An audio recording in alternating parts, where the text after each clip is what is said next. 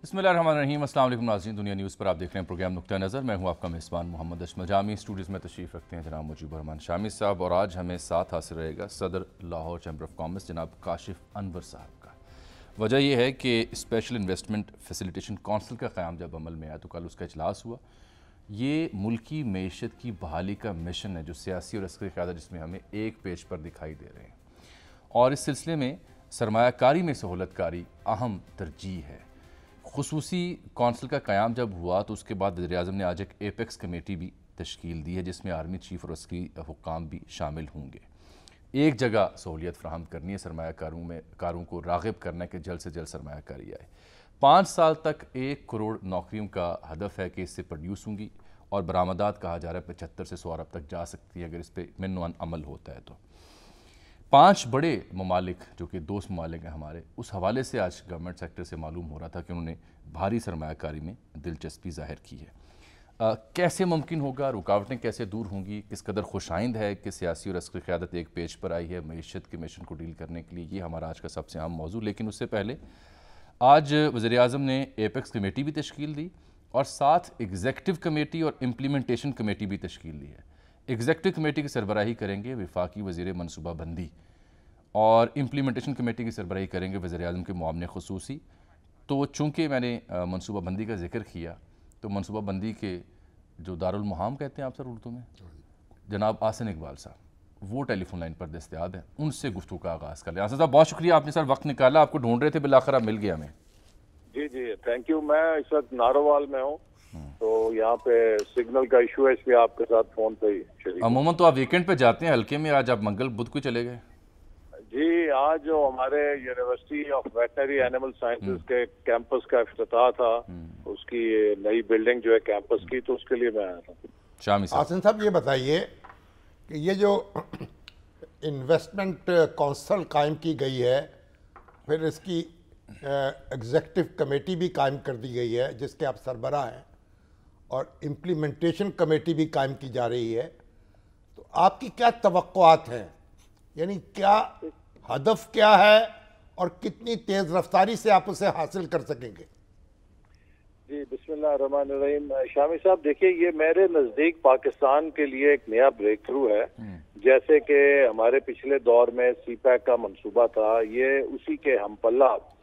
जैसे आपको मालूम है कि पाकिस्तान जब से मुआशी मुश्किलात में है, तो हमारे जो खलीजी ममालिक हैं और जो GCC में हमारे ब्रादर ममालिक हैं, उन्होंने पाकिस्तान की काफ़ी मदद की है।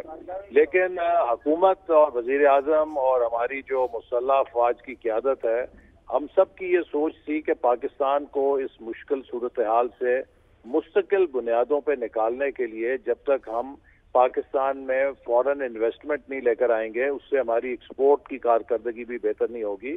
और पाकिस्तान में बिलखुसूस GCC कंट्रीज़ के लिए बहुत ज़्यादा पोटेंशियल है। हम उनकी फूड सिक्योरिटी में कंट्रीब्यूट कर सकते हैं, हम टेक्नोलॉजी के शोबे में बहुत तावन कर सकते हैं, हम मिनरल्स के शोबे में बहुत तावन कर सकते हैं। उनके पास मिनरल्स का तजुर्बा है, हमारे पास मिनरल्स हैं लेकिन वो हम टैप नहीं कर सके। तो प्राइम मिनिस्टर और आर्मी चीफ की जो खलीजी ममालिक के दौरे हुए, वहाँ की क़यादत से बातचीत हुई, तो उनका एक ही असरार होता था कि हम पाकिस्तान में इसके पोटेंशियल के हवाले से अरबों डॉलर की सरमायाकारी के लिए तैयार हैं। लेकिन हमारा जो एक ही मुतालबा है कि हमें वन विंडो ऑपरेशन मिले और उसमें सीमलेस या एक बिल्कुल बगैर किसी रुकावट के हमारी जो इन्वेस्टमेंट्स हैं उसके रास्ते में कोई रुकावट ना हो, फैसिलिटेशन हो। तो फिर चूंकि इस मुश्किल से हम हमेशा से कहते हैं निकलने के लिए एक होल ऑफ गवर्नमेंट नहीं बल्कि होल ऑफ नेशन अप्रोच की जरूरत है। तो सिविल और मिलिट्री लीडरशिप ने मिलकर ये एक फ्रेमवर्क बनाया, एक एपेक्स बॉडी है जिसको प्राइम मिनिस्टर चेयर करेंगे, उसमें चीफ मिनिस्टर्स और उसमें रेलेवेंट मिनिस्टर्स होंगे, साथ में आर्मी चीफ भी होंगे, और नीचे एक एग्जीक्यूटिव कमेटी है जिसे मैं चेयर करूंगा, जिसमें जो सिविल इदारों के हमारे सरबराह हैं वो भी होंगे, लेकिन साथ में आर्मी के एक सीनियर ऑफिसर भी होंगे, और फिर नीचे हर सेक्टर की एक कमेटी है। मेरे नज़दीक इसका जो सबसे बड़ा फायदा होगा वो ये होगा कि जब पाकिस्तान की स्टेट के तमाम इदारे, चाहे वो सिविल हैं, मिलिट्री हैं, वो मुल्क के लिए इकॉनमी को ठीक करने के लिए एक जगह बैठ के कोशिश कर रहे होंगे, تو ہماری سول بیوروکریسی جو کہ پچھلے 4 سالوں میں جو ایک وکٹمائزیشن کی سیاست ہے، ایک جو نیب والی سیاست تھی، اس سے وہ فیصلہ سازی میں بالکل پیرالائز ہو گئی تھی. اور پاکستان میں ہم یہ دیکھ رہے تھے کہ ہر افسر 10 روپے کے ڈیسیجن پر بھی دستخط کرنے کے لیے 100 دفعہ سوچتا ہے. تو جب ہماری مسلح افواج بھی ایک چیز کے اندر شریک ہیں کہ ہم نے ملک کی انویسٹمنٹ کو کیسے لے کر آنا ہے، ملک میں انویسٹمنٹ لانی ہے، کو امپلیمنٹیشن تک لے کے جانا ہے، جب ہول آف گورنمنٹ ہوگی تو میرا خیال ہے کہ جو ہمارے سول اداروں میں ایک ریلیکٹنس آ گئی تھی ڈیسیجن میکنگ کی، شاید وہ زیادہ پھر بے باکی کے ساتھ اور زیادہ جرأت کے ساتھ یہ تو بڑی خوشائند بات ہے جو آپ بیان کر رہے ہیں. مسئلہ یہ ہے کہ اس کی کنٹینیوٹی، کیونکہ گورنمنٹ تو اگست میں سپٹمبر میں ختم ہو رہی اس کی مدت، تو کنٹینیوٹی کو کیسے میک شور کیا جائے گا؟ پلان تو اس سے پہلے ہی بنے. اس فریم ورک کے اندر جو ایک پارٹنر ہے ہمارے، وہ تو کنٹینیوٹی تو ہے نا وہاں پر. اور یہی اس کا سب سے بڑا حسن یہی ہے کہ دس از ہول آف گورنمنٹ اور ہول آف نیشن اپروچ، کہ اگرچہ پولیٹیکل گورنمنٹ کا اگر ٹینیور ختم بھی ہوگا لیکن پھر الیکشن کے بعد ہمیں تو امید ہے کہ ہم ہی واپس آئیں گے، لیکن اگر کوئی اور بھی حکومت آئے گی تو یہ فریم ورک اس کے لیے بھی بہت ہی زیادہ مددگار ہوگا. اور اس میں جو ویسے آن اے لائٹر نوٹ آپ کو کیوں امید ہے کہ آپ ہی واپس آئیں گے؟ ایسا کیا کیا آپ نے؟ اس لیے کہ ہماری کارکردگی ہے، ہماری پرفارمنس ہے 2013 سے 18، اور لوگ جانتے ہیں کہ اس ملک کے اندر اگر کوئی ڈیولپمنٹ کی پالیسی بنی یا بڑا منصوبہ بنا، وہ سب پی ایم ایل این کے دور میں بنے. تو ہمارا ایک لوگوں کے پاس ایک ٹرسٹ ہے اور امید ہے پوری کہ ہم واپس آئیں گے. چلیے، آپ کے منہ میں گھی شکر، ہم کوئی بدشگونی نہیں کرنا چاہتے، لیکن یہ بتائیے جو لوکل انویسٹرز ہیں ان کو بھی فیسیلیٹیٹ کریں گے آپ کہ ان کے لیے رکاوٹیں وہیں کی وہیں رہیں گی؟ نہیں، میں سمجھتا ہوں کہ اس وقت آپ کو یاد ہوگا جب ہم نے ٹرن اراؤنڈ کانفرنس کی تھی لاسٹ ایئر جون میں، تو اس میں بہت واضح طور پہ میں نے بھی کہا تھا، پرائم منسٹر صاحب نے بھی کہا تھا، اب اس وقت صورت عملاً یہ ہے کہ پاکستان کی جو پبلک سیکٹر انویسٹمنٹ ہے اس کی سپیس ختم ہو گئی ہے. ہمیں اب اگر آگے جانا ہے تو ہمیں پرائیویٹ سیکٹر اور فورن ڈائریکٹ انویسٹمنٹ پہ انحصار کرنا ہے. لہذا اب حکومت کا اتنا ہی کام ہے کہ جہاں کوئی رکاوٹ ہے کسی انویسٹر کے راستے میں، پرائیویٹ سیکٹر کے راستے میں کوئی رکاوٹ ہے، ہم ان پتھروں کو، ان روڑوں کو ان کے راستے سے ہٹائیں. تو ہماری اولین ترجیح اب صرف یہی ہے کہ ہم پرائیویٹ سیکٹر کو امپاور کریں، ایکسپورٹ سیکٹر کی طرف اپنی انویسٹمنٹس کا دائرہ موڑیں. اور یہ بھی جو انویسٹمنٹس آ رہی ہیں فورن انویسٹمنٹ، ہم چاہتے ہیں کہ یہ بھی ساری کی ساری ایکسپورٹ اورینٹڈ انڈسٹری میں جائیں، تاکہ اس وقت پاکستان کو جو سب سے بڑا چیلنج ایکسٹرنل سیکٹر پہ فورن ریزروز کا ہے کہ ہم ڈالر کھپانے کے چیمپئن ہیں لیکن ڈالر کمانے میں زیرو ہیں.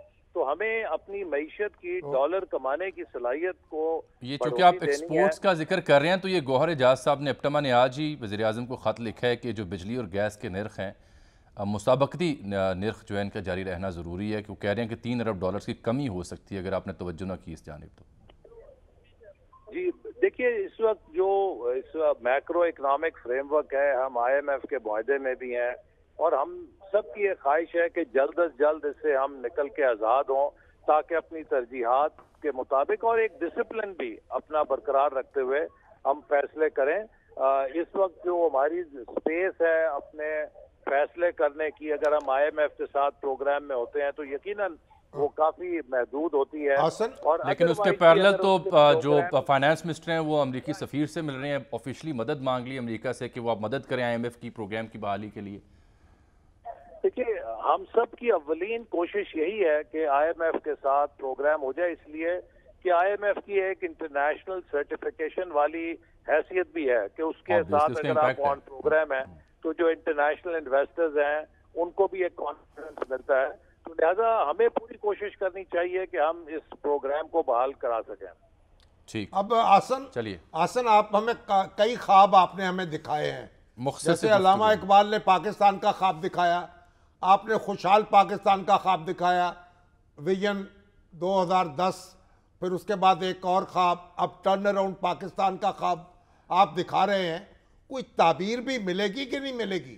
یہ خواب کوئی غیر حقیقت پسندانہ نہیں، شرط صرف یہ ہے کہ ہم پولیٹیکل سٹیبلٹی پہ کمپرومائز نہ کریں. हम अपनी पॉलिसीज की कंटिन्यूटी को यकीनन बनाएं।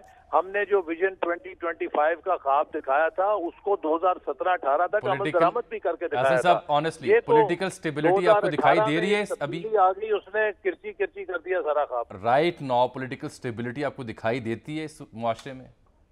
जी, मैं समझता हूं कि जो 9 मई के बाद खुद सोजी कह लीजिए या खुदकुश बमबार बन के खान साहब ने खुद अपने आप को और अपनी जमात को तबाह किया है, तो उससे पाकिस्तानी पॉलिटिक्स का जो एक बहुत बड़ा इरिटेंट था वो जरूर न्यूट्रलाइज हुआ है, क्योंकि पिछले 20 साल से वो सवाए एजुकेशन के, सवाए एहतजाज के, सवाए धरनों के कोई और खैरियत से दारुल खिलाफे में वापस पहुंचे। बहुत शुक्रिया जी आपके कीमती वक्त का।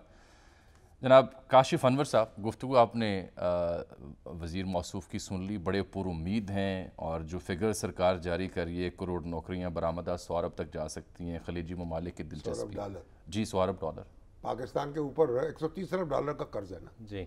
अगर 100 अरब डॉलर हम कमा लें तो दलितर दूर ना हो जाए। तो ये जो फ़िलहाल तक प्लान सामने आया है वो आपको being the president of the chamber और बिजनेसमैन ताजर कैसा लगा आपको? देखिए, इसको पॉजिटिव लेना चाहिए। कम से कम इसका एक फ़ायदा ये ज़रूर होगा कि जो इसमें जो 5 बातें की गई हैं, consistency of policy, ease of doing business, और उसके बाद लॉन्ग टर्म प्लानिंग, उसके बाद सिंगल विंडो, और उसके बाद जो एक और बात न्यू अपॉर्चुनिटीज़। तो हम भी तो यही बात कर रहे थे, और ये चार्टर ऑफ इकॉनमी जो हम बार बार चैम्बर्स कह रही हैं ये उसी का हिस्सा है। चाहे ये इसका स्कोप जो है वो लिमिटेड है, जीसीसी कंट्रीज़ के लिए है, लेकिन इसको अल्टीमेटली ये इम्प्लीमेंट आपके, अगर आपके फॉरेनर्स आके भी इससे फ़ायदा उठाएंगे तो आपके लोकल इन्वेस्टर्स भी इससे फ़ायदा उठाएंगे। इसको एक्सपैंड करना पड़ेगा। लोकल इंडस्ट्री देखें, अगर लोकल्स इन्वेस्ट नहीं करेंगे तो आपका फॉरेनर इन्वेस्टमेंट तो ले ही नहीं सकता, तो गैर मुल्की तो आके नहीं हमारा काम चलाएंगे। और एक और बात देखें, अगर आपके फॉरेन इन्वेस्टर ने भी आना है तो जॉब क्रिएशन तो आपके मुल्क के अंदर होनी है, डॉलर्स तो आपके मुल्क के अंदर आना है, इंफ्रास्ट्रक्चर तो आपके मुल्क के अंदर इम्प्रूव करना है। लेकिन बात यह है कि क्या ये इम्प्लीमेंटेबल होगा, सवाल एक बहुत बड़ा ये है। और जो नोटिफिकेशन है, नोटिफिकेशन से तो ये नज़र आता है कि तमाम गवर्नमेंट के डिपार्टमेंट्स एक पेज के ऊपर बैठे हैं, मीन्स कि वो दूसरे और सूबाई हुकूमतें भी एक पेज पर हैं, सब एक पेज पे हैं, और वो अपने फॉरेन इन्वेस्टर्स को ये कॉन्फिडेंस देना चाह रहे हैं कि हम एक पेज के ऊपर हैं और हम अपनी इकोनॉमिक एक्टिविटी को जारी रखना चाहते हैं। नोटिफिकेशन की हद तक ये बहुत खुशाइंद है, लेकिन इसमें लोकल इन्वेस्टर का भी पार्ट आना चाहिए। इसमें और ममालिक भी हैं, अफ्रीकन कंट्रीज़ हैं, सेंट्रल एशियन स्टेट्स हैं, हमें उनको भी बीच में लाना चाहिए। इसमें टूरिज़म के अलावा भी और आपके सेक्टर्स हैं जिसको बीच में लेकिन हाउएवर अभी तो ये स्टार्ट है। स्टार्ट में इस इनिशिएटिव को हमें बिल्कुल अप्रिशिएट करना चाहिए। हम समझते हैं कि अगर हमारे इन्वेस्टर्स भी आके, अगर उनके लिए भी एक कानून, अगर ईज़ ऑफ डूइंग बिजनेस उन पे लागू होगा तो अल्टीमेटली फिर वो आपके लोकल इन्वेस्टर पे भी होगा। जो आपने कहा कि जो इन्वेस्टर है उसका एतमाद, अब उसमें जब ये अस्करी क़यादत इसका हिस्सा होगी तो ऑब्वियसली उसका एतमाद रिस्टोर होगा। और लोकली भी जो एहसन साहब भी बात कर रहे थे कि ब्यूरोक्रेसी को जो प्रॉब्लम्स थे, अब वो अस्करी क़यादत का इन कमेटियों में होना, इन दोनों सूबाई हुकूमत तो है ही है ना, सिविलियन तो है, सबका शामिल होना नहीं, वहाँ भी बड़ी रुकावट होती है ना। वफाकी महकमा कुछ और कर रहा है और सूबाई महकमा कुछ और कर रहा है। ये जो अस्करी क़यादत का इस सब का हिस्सा होना है, ये कितना कॉन्फिडेंस रिस्टोर करेगा, इम्पैक्टफुल हो सकता है काशिफ साहब? जैसे आप देखें जो फैटफ है, उसमें हमने अचीव नहीं किया,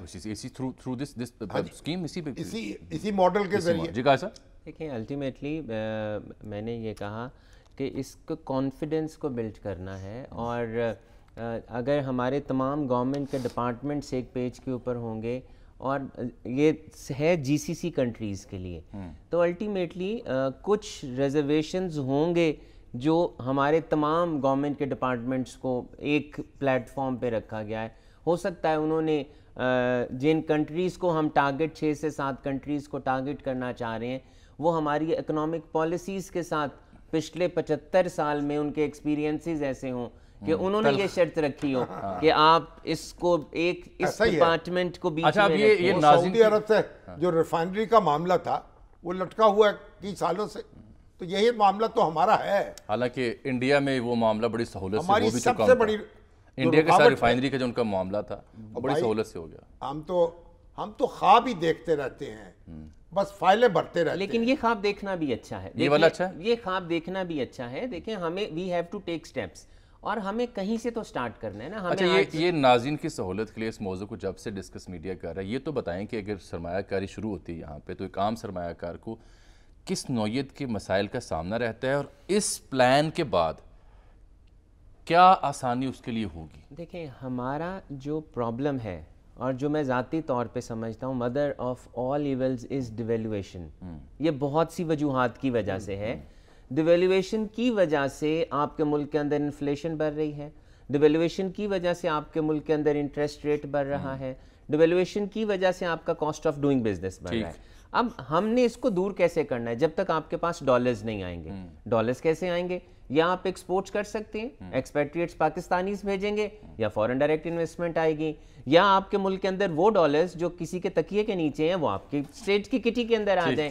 اب سب سے بہتر جو اس وقت ہے کہ وہ آپ کی فورن ڈائریکٹ انویسٹمنٹ آنی چاہیے, آپ کے دوسرے ملکوں کی انویسٹمنٹ. ہم نے دراصل جو میں سمجھتا ہوں کہ کٹی میں ہماری اس وقت اگر اسٹیٹ بینک کے پاس $4 بلین ہیں تو اسٹیٹ یہ چاہتی ہے کہ ہمارے ڈالرز بڑھ جائیں, اور شاید اس سے بہتر طریقہ اور کوئی نہیں ہے. کیونکہ اگر آپ بجٹ میں بھی دیکھیں تو $1 لاکھ تک کی آپ کو اجازت دے دی گئی ہے, جو پہلے صرف 50 لاکھ روپے تک کی تھی, کہ آپ سے اس کا سورس نہیں پوچھا جائے گا, which is very good. We also appreciate that, کہ اس قدم کو بھی اپریشیٹ. میں اس وقت یہ بات نہیں کر رہا گرے وائٹ اور بلیک کی, میں اس وقت بات کر رہا ہوں اپنے ڈالر ریزروز کی. اس پہ لوگوں کے تحفظات ہیں, لیکن دیکھیں اس وقت ہم ایٹ دا ورج آف کولیپس ہیں, ایٹ دا ورج آف ڈیفالٹ ہیں, ہم وینٹیلیٹر پہ ہیں. ہمیں اس وقت ڈالرز چاہیے, یا پھر ہمارے ایکسپیٹریٹس پاکستانیز ہنڈی کے ذریعے پیسے نہ بھیجیں, پھر ہمارے ایکسپیٹریٹس پاکستانیز 20 سے 25 روپے کا فائدہ نہ لیں, پھر وہ اپنے پاکستانیت کو پہلے لائیں. اور اسٹیٹ بینک میں وہ جو پیسہ نہیں آ رہا, اگر ہمیں وہ پیسہ بھی مل جاتا ہے تو ہمارا روپی اسٹرانگ ہو جاتا ہے. ہم ایکسپورٹ بیسڈ کنٹری نہیں ہیں, ہم امپورٹ بیسڈ کنٹری ہیں, اور ہم اپنے ٹریڈ ڈیفیسٹ کو اور ہم اپنی امپورٹ روک کے کم کر رہے ہیں. یعنی ہم ڈالر کمائیں گے تو استحکام آئے گا روپے کی قدر میں, اور روپے کی قدر میں استحکام آئے گا تو ڈالر کمائیں گے. تو ڈالر کمانے کے لیے ضروری ہے کہ یہ انویسٹمنٹ آئے, کاروبار چلے, ایکسپورٹ بڑھے. ایکسپورٹ تو تب بڑھے گی نا جب کاروبار لگے, نہیں جب یہاں کچھ پیدا کریں گے پھر ایکسپورٹ کریں گے, تو وہ بھی ایک طریقہ ہے. اور اوورسیز پاکستانی پیسے بھیجیں, اس سے بھی آپ کے زر مبادلہ میں اضافہ ہوگا. تو کئی محاذوں پر کام کرنے کی ضرورت ہے بیک وقت. ہر محاذ پہ ضرورت ہے کام کرنے, ہر محاذ جنگ پر ضرورت ہے. ہم لڑیں گے بے خطر. تو کوئی ریکمنڈیشنز اگر آپ being the president of the chamber دینا چاہیں فردر اس کو بہتر کرنے دیکھیں, جب تک یہ امپلیمنٹ نہیں ہوگا, اس میں الٹیمیٹلی لوکل انڈسٹری کا ذکر نہیں ہے, اسٹیک ہولڈرز کا ذکر نہیں ہے, اس کا بعد میں ہو سکتا ہے, بعد میں اس کو ایڈ کیا جائے, لیکن اس کا سٹارٹ کرنا بہت ضروری ہے. آپ پرپوز کر سکتے ہیں جی, الٹیمیٹلی ہم نے اسٹیٹ کو پرپوز کرنا ہے. ہم پرائم منسٹر آفس کو ہے, بورڈ آف انویسٹمنٹ کا نوٹیفیکیشن ہے, تو ہم پرپوز تو کر سکتے ہیں. کاشف بہت شکریہ. شام صاحب, بریک سے پہلے آپ کی خدمت میں, چونکہ ہمارے ہمسائے میں ڈاکٹر منموہن سنگھ کی جو اقتصادی اصلاحات ان کا بڑا ذکر ہے, اور وہ بھی ایک زمانے میں اسی ڈاؤن فال کا شکار رہے, اور منموہن سنگھ کے پلان ان ایکشن آئے 1991 میں. وہ اس سے کمپیریزن بنتا ہے اس اسکیم کا؟ دیکھیں, جب نواز شریف صاحب وزیر اعظم بنے پہلی بار, تو اس وقت انہوں نے یہ جو نعرے لگائے تھے, جو پروگرام پیش کیا تھا, وہ وہی پروگرام تھا جو منموہن سنگھ نے اڈاپٹ کیا. اور اس وقت انڈیا بہت مشکل میں تھا, انڈیا کے زر مبادلہ کے ذخائر بہت کم ہو چکے تھے, انڈیا کی ایکسپورٹ بہت کم تھی, انویسٹمنٹ بہت کم تھی.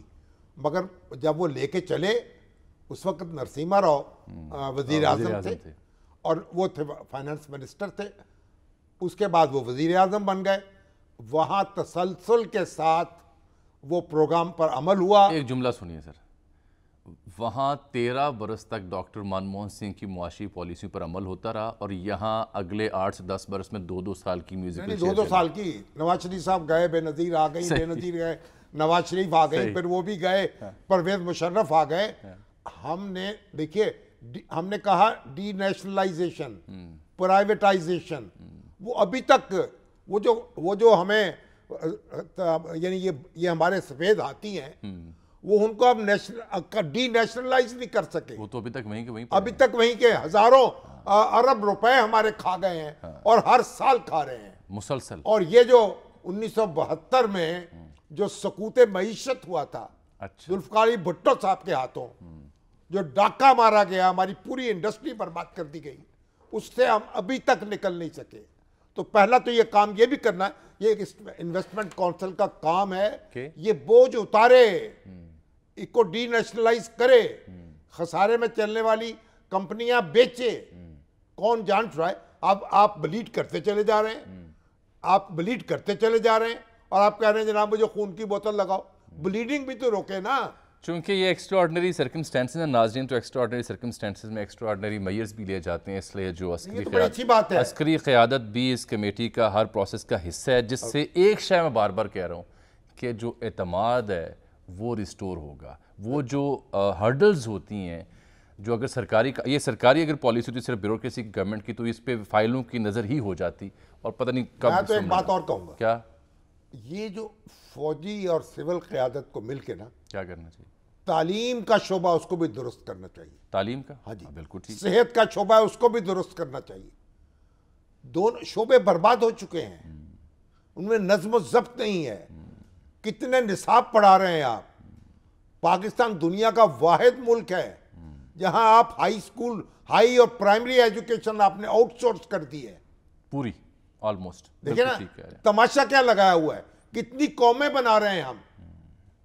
और फिर सेहत के शोबे का जो हाल है, अल्लाह की पनाह। तो इसलिए कोई अगर नज़्म ज़ब्त ऐसे ही हो सकता है इकट्ठे मिलकर, तो कर लिया जाए ये काम। चलिए, कंसिस्टेंसी अलबत्ता इस सारे प्रोजेक्ट में अब उसकी इंटेंशन वाज़े नज़र आ रही है कि कंसिस्टेंसी होगी, कॉन्टीन्यूटी होगी। अल्लाह करे ये मुल्क के लिए खुशाइन साबित हो। वो तो आप कहते हैं ना, अब बड़ी बचपन में कहानी पढ़ी थी ना। कौन सी सर? कछुए और खरगोश। हाँ जी, हाँ जी। कि कछुआ जो है चलता रहता है और वो जीत जाता है, खरगोश चौकड़ियाँ भरता है फिर सो जाता है। तो हम चौकड़ियाँ भरते हैं फिर सो जाते हैं, हर शोबे में हमने यही काम किया। अल्लाह करे अब नींद ना आए। इजाज़त दीजिए, थोड़ी सी ब्रेक लेते हैं ना, ब्रेक के बाद वापस आते हैं।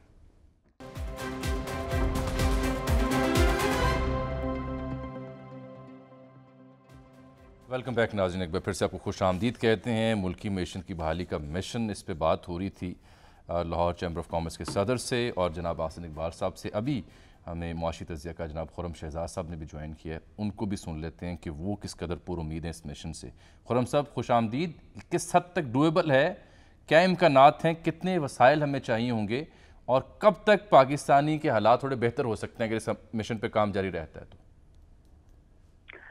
ये आप इन्वेस्टमेंट की बात कर रहे हैं जो काउंसिल क्रिएट की गई है? जी जी जी, देखिए मैं ये समझता हूँ कि कमिटमेंट ऑफ कोर्स नजर आनी चाहिए और इसमें कमिटमेंट तो नजर आ रही है क्योंकि इसमें सिविलियन एंड मिलिट्री लीडरशिप दोनों जो है एक पेज पर हैं और दोनों को जो है काम फोर्स करना है। और मेरे ख्याल में ये थोड़ा स्पेशल एक फोकस किया गया है जीसीसी कंट्रीज को और चाइना को, क्योंकि मुझे लगता है कि चाइनीज एंड जीसीसी कंट्रीज की तरफ से ये रिक्वायरमेंट है कि सिविलियन लीडरशिप के साथ लॉ एंड ऑर्डर सिक्योरिटी की वजह से और एग्जीक्यूशन जल्दी हो, उसकी वजह से जो सारे स्टेक होल्डर्स हैं वो ऑन बोर्ड आए। तो मेरे ख्याल में उसको सामने रखते हुए इस तरह की चीज क्रिएट की गई। लेकिन मैं ये समझता हूँ कि जो लैकिंग है वो उसे देखना चाहिए कि उसमें हमें कैसे काम करना है। और वो बेसिकली चीज ये है कि पाकिस्तान को इस वक्त 360 डिग्री इन्वेस्टमेंट का एक एनवायरनमेंट क्रिएट करना है। मतलब इसमें टैक्सेस से लेकर, रेगुलेटरी साइड से लेकर, इकोनॉमी की मैक्रो के इश्यूज हैं,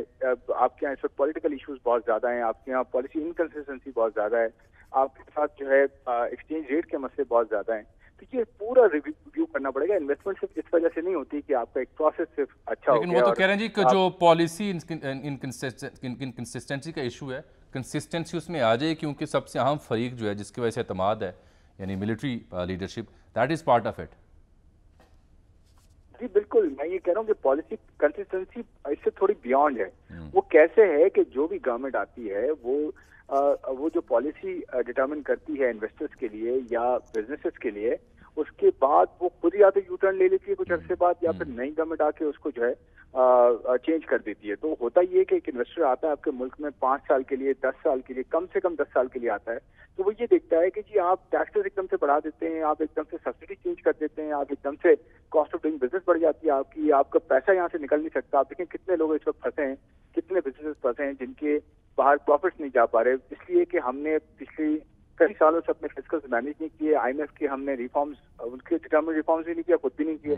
تو ایونچولی اس کے آؤٹ کمز اب نظر آ رہے ہیں کہ جو ہم نے پچھلے 20 سال میں پلاننگ, پور پلاننگ تھی یا ویک امپلیمنٹیشن تھی, تو اس کا ریزلٹ اب نظر آ رہا ہے. تو میرے خیال میں یہ جو کمیٹی بنانا یا کونسل بنانا تو ایک بات ہے, کمٹمنٹ ہونی چاہیے اور ایک ون ونڈو آپریشن ہو, لیکن اس کی امپلیمنٹیشن کرنا, جیسے بات ہو رہی ہے کہ $112 بلین کی انویسٹمنٹ آ جائے گی اگلے 3 سالوں میں, آ سکتی ہے, پاسبلٹی بالکل ہے, لیکن اس کے لیے جتنے ہمیں کام کرنے پڑیں گے وہ آپ کو اندازہ نہیں ہے کہ کتنا. میں نے کہا نا 360 ڈگری آپ کو انوائرمنٹ چینج کرنا ہے. اس میں ٹیکس, ریگولیٹری سائڈ, میکروز, 50,000 چیزیں ہیں, آپ کی بیوروکریسی کے ایشوز ہیں, ریگولیٹری کے آپ کے بہت بڑا فٹ پرنٹ ہے جس کو آپ کو ٹھیک کرنا ہوگا, ریڈ ٹیپ آپ کے پاس بہت زیادہ ہے, آپ کے یہاں جوڈیشل ایشوز, جوڈیشری کے ایشوز بہت ہیں, قانونی کانٹریکٹس آپ کے امپلیمنٹ نہیں ہوتے ہیں. تو بہت ساری چیزیں جس کو آپ ٹھیک کریں گے, صرف ایک چیز نہیں ہے. تو میرے کہنے کا مطلب یہ ٹاسک بہت بڑا ہے, جتنا آپ نے ایمبیشن رکھا ہے اسی حساب سے آپ کو سبجیکٹ ایریا جو ہے ایکسپرٹ رکھنے پڑیں گے, اور جو کہ سیکٹورل ایکسپرٹس ہوں. تو اس میں کمپیٹنٹ ٹیم آپ کو ڈالنی پڑے گی. صرف بیوروکریسی اور ملٹری کے لوگوں سے میرے نہیں خیال کہ یہ کام ہو سکے گا. اس میں آپ کو اسپیشلسٹ بھی رکھنے ہوں گے, جس کی وجہ سے آپ کا انویسٹر دیکھے گا کہ یہاں پہ سارے وہ لوگ ہیں جن کی ان کو ضرورت ہے اور جلدی ٹرن اراؤنڈ ٹائم ہونا چاہیے. اسپیشلسٹ ہمارے پاس موجود ہیں؟ جی میرے خیال میں بالکل موجود ہیں. ان کو امپاور کرنے کی ضرورت ہے. اسپیشلسٹ آتے ہیں, آپ ان کو لے کر آتے ہیں, وہ کام نہیں کر سکتے, سسٹم کو جو ہے وہ بہتر نہیں کر سکتے, پھر وہ ہٹ جاتے ہیں, ریزائن دیتے ہیں. آپ دیکھیں باہر سے بھی بلایا, پچھلی گورنمنٹ نے بھی, اس گورنمنٹ نے بھی, اس سے پچھلی گورنمنٹ جو آئی ہیں, باہر سے لوگ آتے رہے, ایکسپرٹ پاکستانی آپ کے یہاں بہت قابل لوگ آتے رہے, لوکل بہت قابل لوگ ہیں آپ کے پاس, لیکن امپاورڈ نہیں ہوتے, وہ کوئی ول نہیں ہوتی پیچھے, پولیٹیکل ول نہیں ہوتی, تو کیسے کام ہوگا مجھے بتائیں. ٹھیک, تو آپ سمجھتے ہیں اسپیشلسٹ ہوں گے تو بات آگے بڑھے گی. تو اب آپ کے خیال میں یہ نگران سیٹ اپ یا گورنمنٹ ختم ہو رہی 2 مہینے بعد, تو یہ تسلسل قائم رہ پائے گا؟ یہ تو بہت بڑا چیلنج ہے. آپ بجٹ کی طرف دیکھ لیں, بجٹ سے تو یہ لگتا ہے آف کورس کہ صرف 2 مہینے کا ہی بجٹ ہے, اور اس پہ کوئی مجھے نہیں لگتا کہ لانگ ٹرم کمٹمنٹ نظر آ رہی ہے, کیونکہ آئی ایم ایف کے اپنے ایشوز ہیں, اور ہم نے جو ہے آئی ایم ایف کے جو ویلڈ ایشوز ہیں وہ ہم نے اکاؤنٹ پر نہیں کیا بجٹ میں. تو مجھے لگتا نہیں ہے تسلسل کام رہے گا, کیونکہ اس کے بعد جب انٹرم گورنمنٹ آتی ہے وہ تو صرف مینیج کرتی ہے اوپر سے چیزیں, اس کا تو کام اتنا مینڈیٹ ہوتا بھی نہیں ہے جتنا ایک مینڈیٹڈ گورنمنٹ کا پراپر ہوتا ہے. تو وہ آپ میرے خیال میں تو 6 مہینے بہت ٹف ہیں. اس درمیان میں اگر کوئی انویسٹر آ جائے اور یہ چیزیں سسٹین کر جائیں جو ابھی سیٹ اپ ہے, پھر کچھ ہو سکتا ہے. میرا نہیں خیال یہ سسٹین کر پائے گا. بہت شکریہ جناب خرم شہزاد صاحب. یہ بھی ہو سکتا ہے کہ ابھی تو یہ کونسل جو ہے نا ایک انتظامی حکم کے تحت وجود میں آئی ہے نا, اس کا بھی جائزہ لینا چاہیے کہ اسے لیجسلیٹ کر لیا جائے, لیجسلیٹ کر ہاں, لیا جائے, اور ایک اسٹیچوری باڈی بنا دی جائے جو قائم رہے, جو قائم رہے. ہاں, یہ تجویز اچھی ہے ویسے, یعنی یہ تو یہ بڑی عمدہ تجویز آپ نے دی تاکہ اس میں وہ خلل یا رکھنا نہ آئے, یہ قانون سازی ہو جائے. اس کے جائزہ لینا چاہیے. بہت عمدہ سر تجویز ہے. اچھا سر, آپ نے چونکہ لیجسلیشن کا ذکر کیا تو اس سے مجھے یاد آیا, قاضی فائزہ صاحب جو ہیں ان کی بطور چیف جسٹس تعیناتی کی منظوری دے دی گئی. ستمبر سے صدر مملکت نے منظوری دی ہے. تو میں نے تھوڑی دیر کے لیے زحمت دی تھی ہمارے بیورو چیف ہیں عدیل بڑائش صاحب, یہ سمجھنے کے لیے تاکہ ناظرین بھی سن سکیں کہ اتنی پہلے منظوری دی, انپریسیڈنٹڈ ہے, معمول ہے, اور اس میں کیا حکمت پنہا ہے؟ خلاف معمول ہے. خلاف معمول ہے کیونکہ ایک بات تو طے شدہ ہے نا, کیا کہ سینئر موسٹ جج نے چیف جسٹس بننا ہے. جی ہاں, اس میں کوئی شخص رکھنا ڈال نہیں سکتا. اور یہ قاضی فائز عیسیٰ صاحب سینئر موسٹ جج ہیں اور ان کو چیف جسٹس بن جانا ہے. تو پھر عدیل یہ کیا وجہ بنی کہ خلاف معمول اس قدر پہلے منظوری دی صدر مملکت نے, ریفرنس بھی ان کے خلاف آیا اور وہاں سے ہی منظوری ہوئی, اب وہی جو پوسٹ ہے وہ ان کی تعیناتی کی منظوری دے رہی ہے. جب رنگ ہے ویسے یہ ریفرنس تو فیل ہو گیا, مسترد کر دیا کورٹ نے اس کو. جی جی, تو وہ تو ختم ہو گیا. نہیں میں عرض کر رہا تھا شروع کہاں سے ہوا تھا, جو بات ہے اسی ریفرنس ابھی موجود نہیں ہے. سر میں عرض کر رہا ہوں کہ ہو چکا, اسی اتھارٹی نے اس نے آج تعین کیے, اسی اتھارٹی کے ذریعے وہ گیا. ظاہر ہے تو آسمان دیکھیں کیسے بدلتا ہے, رنگ کیسے بدلتے ہیں. جی عدیل صاحب. صدر کا کام ہے وزیر اعظم کی ایڈوائس پہ عمل کرنا. جی ہاں جاوید صاحب, 2 چیزیں بڑی دلچسپ ہیں. ایک تو وقت سے پہلے یہ تعیناتی ہو جانا، یعنی یہ نامزدگی ہے لیکن جو لفظ ہے نوٹیفیکیشن میں وہ تعیناتی کے ہیں. اس میں کوئی شک نہیں ہے کہ وہ 17 سے پہلے اپنے اختیارات استعمال نہیں کر سکیں گے 17 ستمبر جب وہ حلف جب تک نہیں لے لیتے. دوسری دلچسپ بات یہ ہے کہ ان کے خلاف جو کیوریٹو ریویو حکومت بھی واپس لے چکی، پریزیڈنٹ بھی لے چکے، لیکن اس پہ ابھی تک فیصلہ محفوظ ہے. اور یہ کیس جتنا سمپل نظر آ رہا تھا، عمر رضا بندیال صاحب نے اس کو جو چیمبر میں ان کے پاس یہ کیس لگا تھا، تو ابھی تک اس کا فیصلہ نہ آنا بھی ایک حیران کن تھا کہ آخر ایسی کیا وجہ ہے اس پہ ابھی تک یہ ڈسپوز آف کیوں نہیں ہو رہا، کیونکہ مین جو فریق ہیں اس میں وہ تو اس کو واپس لے چکے ہیں، لیکن عدالت اس کو کوئی نمٹا نہیں رہی اس معاملے کو. تو یہ خدشات اپنی جگہ موجود تھے. حکومت نے اس پہ پھر یہ ڈسکشن چل رہی تھی حکومت میں، وزارت قانون میں، کہ وقت سے پہلے ہی ان کی جو اناؤنسمنٹ ہے یہ کر دی جائے. اگرچہ جس طرح شامی صاحب فرما رہے ہیں بالکل درست بات ہے، انہوں نے ہی بننا تھا اور کوئی آپشن بھی نہیں تھا، لیکن وہ 3 مہینے پہلے اناؤنس کرنا، یعنی جو کام نگران حکومت نے کرنا تھا شاید اگر چونکہ دیکھا جائے تو وہ چند دن پہلے ہی ہوتا ہے، تو سب نگران حکومت کا ٹائم بنتا ہے. بہت شکریہ. تو موجودہ حکومت نے اپنے دور میں اس کو اناؤنس کرنے کا فیصلہ. بہت شکریہ جناب عدیل بھائی صاحب. ناظرین چھوٹی سی یہاں پہ ایک بریک. کیوریٹو ریویو جو ایجاد کرنے کی کوشش کی گئی تھی پاکستان میں، وہ تو حکومت نے واپس لے لیا ہے. اب سپریم کورٹ یہ تو کہہ نہیں سکتا کہ ہم واپس نہیں کرتے. اپنے دل پہ شوری کر رہے ہیں ہمارے چیف جسٹس صاحب، تو کر لیں. ایک چھوٹی سی بریک.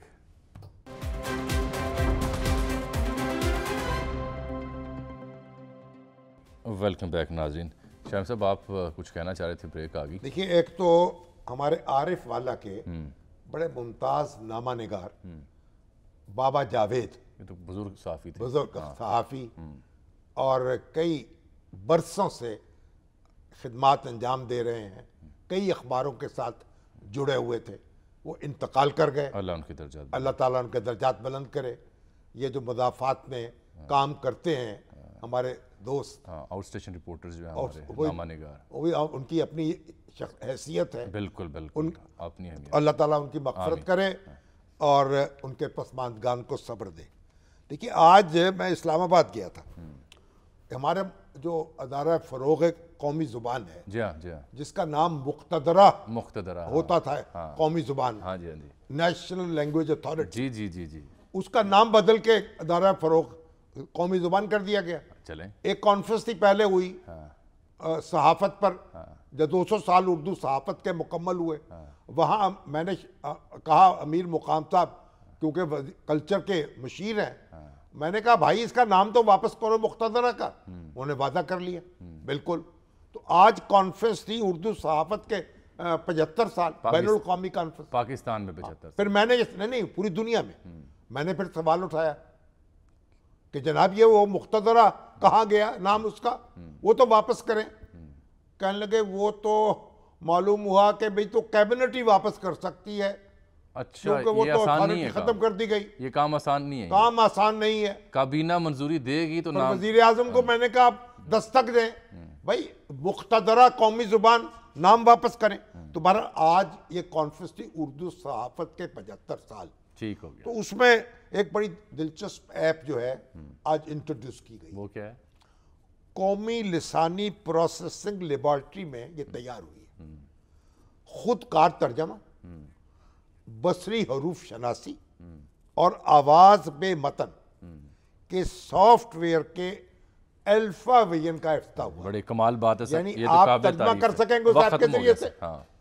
اور یہ کمال کو آتا ہے. اب وہ امیر مقام صاحب کی یہ اس کے مشیر ہیں وزیر اعظم کے، اور کمال کے آدمی ہیں. تو کانفرنس تو بڑی زبردست ہوئی ہے. وہ لطیف کھوسا صاحب اور اعتدال صاحب کا ذکر ناظرین ہوگا کل. وہ آج کا وقت یہاں ان کی نوکریاں معطل کر دی گئی پیپلز پارٹی کی، کل ہوگی. مگر امیر مقام صاحب کی تو معطل نہیں ہوئی، تو مسلم لیگ کے کرتا دھرتا ہو چکے جناب کے پی کے میں. کل تک کے لیے اجازت لے لیتے ہیں سر ناظرین سے. اللہ حافظ.